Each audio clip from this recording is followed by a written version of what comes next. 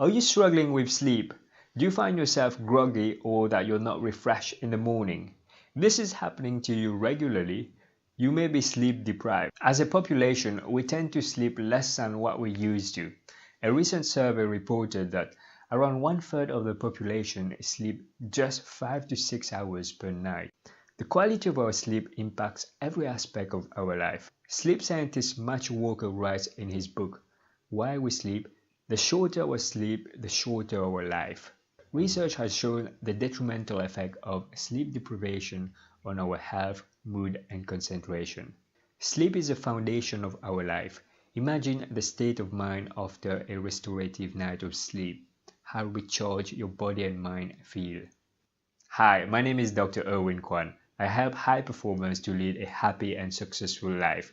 In this video, I will share 5 insights to help you get a good night's of sleep. The insights are drawn from Matthew Walker's book, Why We Sleep. Insight number 1, go to bed and get up at the same time every day. Getting in a habit to go to bed at the same time every night and getting up at the same time in the morning allows your body clock to keep a consistent sleep-wake cycle. If you stick to a sleep schedule, you will naturally fall asleep when it comes to bedtime.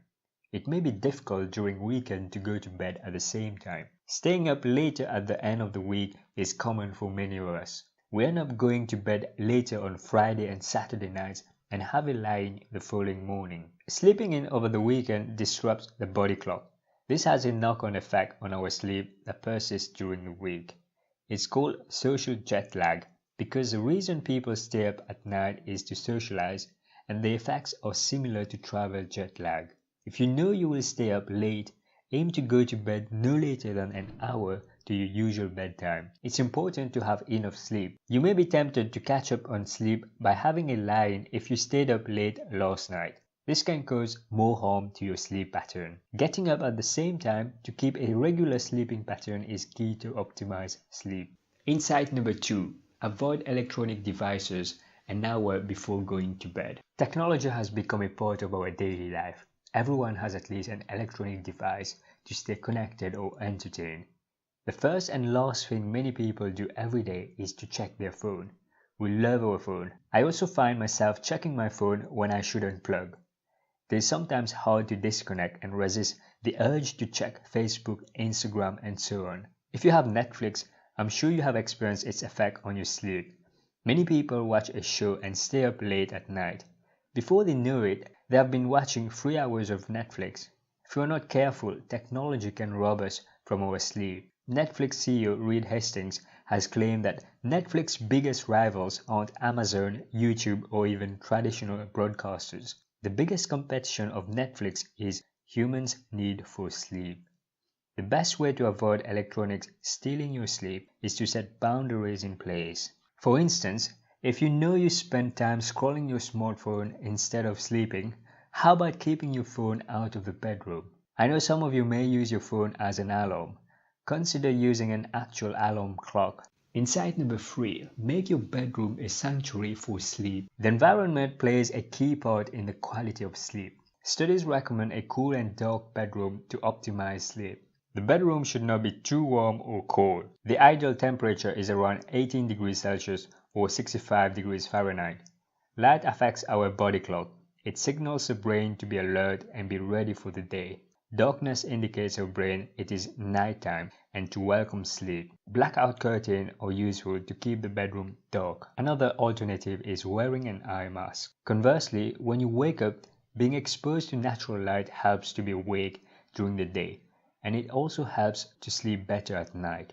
If you are a doctor or a nurse, you may have to work atypical hours, including night shifts. It is important you block daylight in the bedroom. Limiting bright daylight before sleep primes the brain to welcome sleep. Insight number 4, avoid drinking caffeine in the afternoon and evening. Caffeine is a stimulant. It is considered as the most popular drug in the world. People consume caffeine in coffee, tea, cocoa, chocolate, some soft drinks, and drugs. It is commonly consumed by people to stay alert during the day. The effects of caffeine persist for several hours. It takes about 6 hours for half of the caffeine consumed to be eliminated by the body. If you have a cup of coffee midday, At midnight, approximately a quarter of the caffeine remains in the systemic circulation. Insight number 5. Unwind before going to bed. At the end of a hectic day, your mind may be overactive. You may be too stressed and tense to fall asleep. This is where bedtime routine can help. Having bedtime routines calm the overactive mind.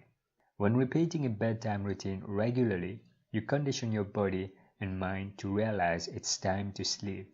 Every person will have different routine to wind down. It's worth trying different routines and see which one suits you. Reading before bed is a relaxing way to wind down. Be mindful of the choice of book you read. A very exciting or intensely engaging book may cause the opposite effect. Ideally, it's best to read in a different room to the bedroom. Listen to relaxing music, meditate or stretch are different ways to unwind. The key is to choose a quiet, relaxing and enjoyable bedtime routine. A common reason why many people cannot switch off at night is due to worry. Do you ever find yourself thinking about important things while in bed? You repeat the important things to avoid forgetting what you need to do the next day. A simple yet effective strategy is to write down a to-do list before going to bed. I find pen and paper work best. This practice traps the thoughts on paper and reduces the mental efforts needed to remind yourself the next day of what you need to do. Have you noticed the effect of stress on your breathing? It accelerates your breathing. Anxiety causes us to breathe faster. We are less likely to take deep breaths. Interestingly, if you change the way you breathe, you can influence your emotional state. A simple technique I use is box breathing.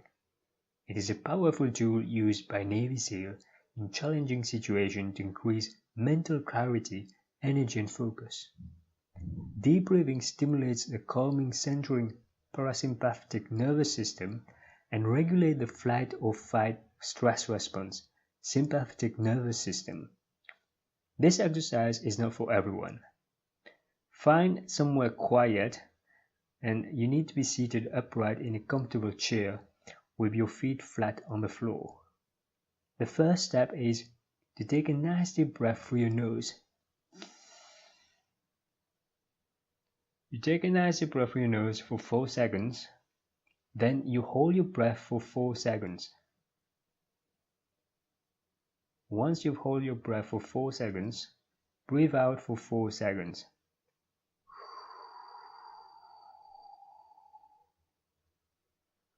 Following that, you hold your breath again for 4 seconds. You've just completed one box breathing. You can repeat the cycle 2 or 3 times. As a doctor, I often get asked about sleeping pills. Doctors do not tend to prescribe sleeping pills for insomnia. Most people usually get better by creating good sleeping habits. It is best to avoid sleeping pills as they have many side effects.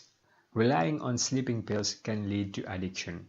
If changing your sleeping habits have not worked, your poor sleep has been going on for months, or your sleep is interfering with your daily life, go and see your personal doctor. Let me know your favorite insight in the comment section. If you don't have a bedtime routine, I challenge you to try a bedtime routine today and find out what works for you. I would love to hear from you. If you enjoy watching this video, please consider subscribing to my channel by clicking here.